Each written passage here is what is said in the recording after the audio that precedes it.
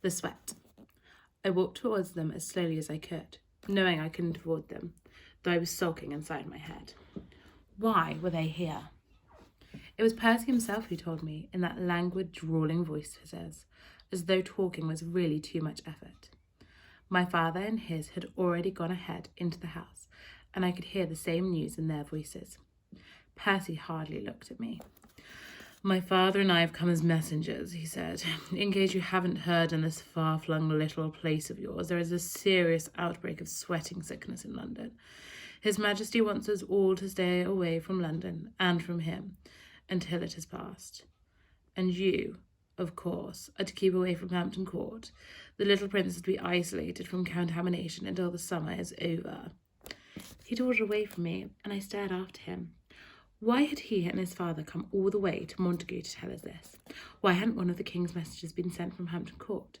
And part of me sang with joy because I would be spending more time at home, weeks maybe, and part of me groaned with despair. Were Percy and his father going to stay with us all the summer? Of course, they couldn't go back to London while the sweat raged there, but surely there was somewhere else for them to stay. Brother John didn't appear at the evening meal, which was as grand affair as our kitchen servants could get together with Aunt Caro's instructions. Herb trout from our river, venison baked in port wine, plums and raisins soaked in brandy spirit, creams and cheeses from our own dairy. Percy sneered and picked his way through it, but Lord Howard was gracious enough to compliment my father on the tenderness of the venison and to ask if he had shot the deer himself. I would like to hunt with you tomorrow, he said. Of course, visitors always did. My father bowed and said he would be delighted, and refused to catch my eye when I tried to remind him that we had planned to ride to the market to buy some new leather boots for Brother John. I stopped short of mentioning his name.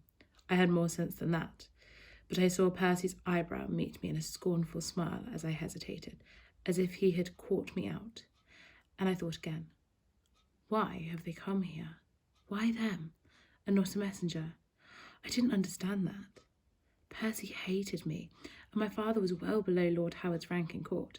They would know each other by sight because of Uncle Caro, but they were certainly not friends. Had they come to mock our humble way of life, or had they come to snoop and spy? Percy's whispered words at the king's banquet crept through me like trickles of ice sliding through water. I will be watching you.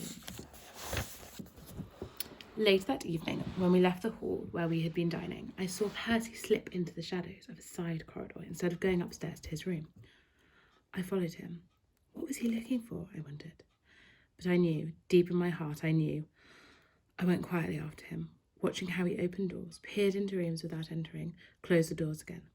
Finally, he came to the oldest part of the hall.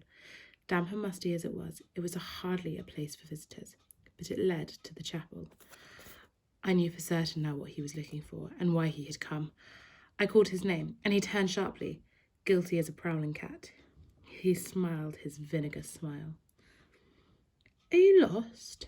I asked pleasantly, though my heart was in my throat and beating as wildly as a trapped bird. What's this room? He asked, nodding towards the chapel door. His knuckles brushed it. Locked, I said firmly. You're quite lost, Percy. Follow me. I stepped back and picked up a branch of candles that led him past the chapel door to a door at the other end of the corridor. I wanted to push him inside, but he had to bow and fuss and wave my hand to show him I wanted him to go in first. I was just too late. Behind me, down the corridor, the door to the chapel opened. Brother John peered out, revealing for a brief second the inside of the chapel, the holy paintings, the carved statues that my father loved so much and that Brother John had mended. You could just see the edge of his robe. He closed the door abruptly, silently, and perhaps, I thought, perhaps Percy hadn't even noticed. But perhaps he had. He raised one eyebrow in that annoying way he has, so it disappeared under the pale hair, and closed his eyes as though he was enjoying a wonderful private joke. I'm glad to say that I beat him at chess that night.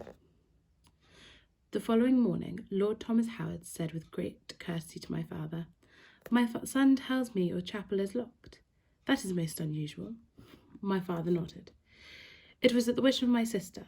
She is a staunch reformist. She would like to have it refurbished. Lord Howard nodded. And in the meantime, where do you pray? In the chapel, My father smiled. I have my own key. And I believe your cousin John is living here. My father glanced at me. I squeezed my fist so tightly that the nails bit into my palms. He is an ordained priest, Lord Howard went on. Can he celebrate Mass? He can, my father said quietly. We both knew what was coming. Then my son and I would be delighted to join you in the chapel this morning. Lord Howard was jovial but firm. There was no way of putting him off. He was a guest in our house. But if Brother John insisted on saying the creed in Latin as he did every morning of his life, then he would be seen to be performing an act of treason. I knew that Brother John would never betray his faith.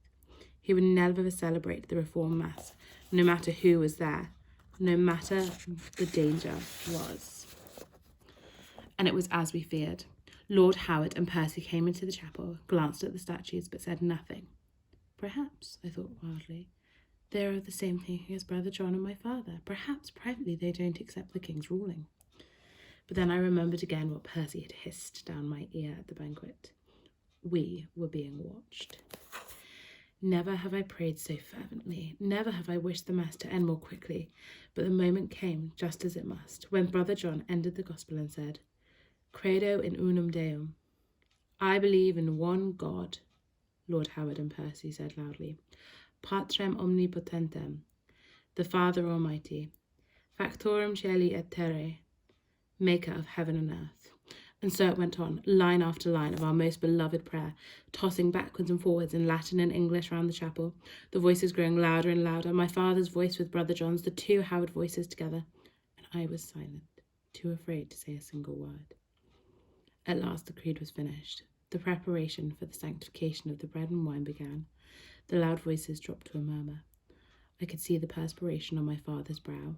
I could hear the shiver in his voice. And afterwards, nothing was said about it. Nothing at all. Maybe, everything would be all right. We were as polite to the Howards as they were to us. We were perfect hosts. But it reminded me of being back at court, talking in whispers, watching the shadows, minding your tongue. I didn't want my home to be like this too. I wish they would go away. There was no more sign of Brother John. He wasn't in his room. He was nowhere to be found. The chapel door stayed locked. I was worried that he might disappear again and stay away for good now, and let the dusty lanes swallow him up. At last, at long last, the visit was over. Lord Howard told my father that sadly he and Percy must leave and catch up with the king on the last stage of His Majesty's summer progress. How glad I was. I was sick of playing chess, even though most of the time I won. But on his last night, Percy beat me so easily and quickly that I knew he had been teasing me the way I teased Prince Edward. Before the game began, he nursed the bishop in his hand and said, very slowly, I met a family once who kept a hangman in their house. Can you believe it? Their very own hangman. He turned the piece round carefully, as if he were looking for faults in the wood. Then he replaced it on the board next to the knight and moved his firstborn. A dangerous guest, wouldn't you think? His moves were fast and clever. I knew there was no way I could win. In half the moves it would have taken me. He had my king in checkmate. Next morning, as he and his father were leaving, Percy leaned down from his horse, smiling at me. You play your game well, William, but I play another game, just as well, and I always win.